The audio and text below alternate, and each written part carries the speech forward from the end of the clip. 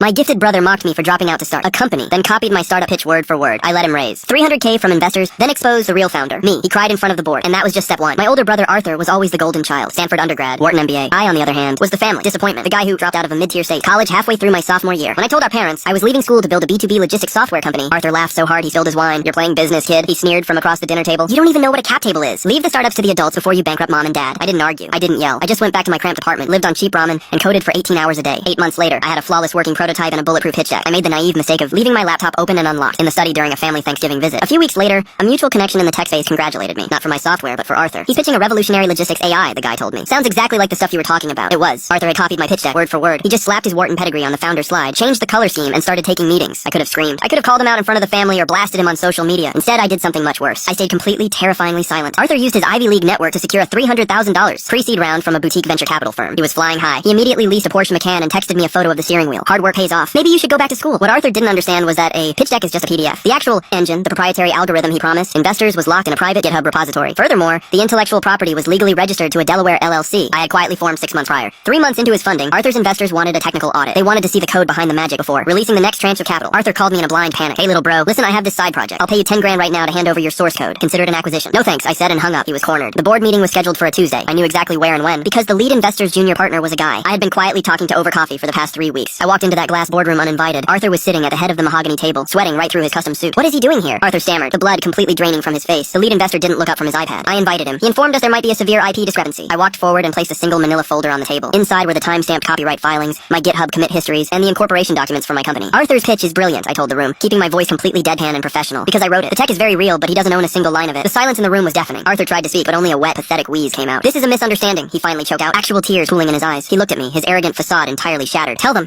we're partners." "We aren't partners," I said coldly, looking him dead in the eye. "You're a fraud." The investors didn't just pull out. They threatened civil litigation for gross misrepresentation and fraud. The problem was, Arthur had already spent 40K of their money on his Porsche lease and expensive founder dinners. Was legally on the hook to pay it back immediately. But that was just step one. Step two happened yesterday. Arthur, facing personal bankruptcy and a permanent black mark in the venture capital world, came begging. I offered him a ruthless deal. I would personally assume his $40,000 debt to the investors, so they wouldn't sue him into oblivion. In exchange, he had to sign over all the enterprise client contracts he had fraudulently secured, and transfer his entire network of warm leads to my LLC. He signed the papers with a shaking hand, sobbing openly in my attorney's office. He has to sell the Porsche to pay his own legal fees. He's moving back into our parents' basement next week. Meanwhile, the lead investor from his board just wrote me a check for $500,000 to scale the actual software. Arthur was right about one thing, though. Hard work really does pay off.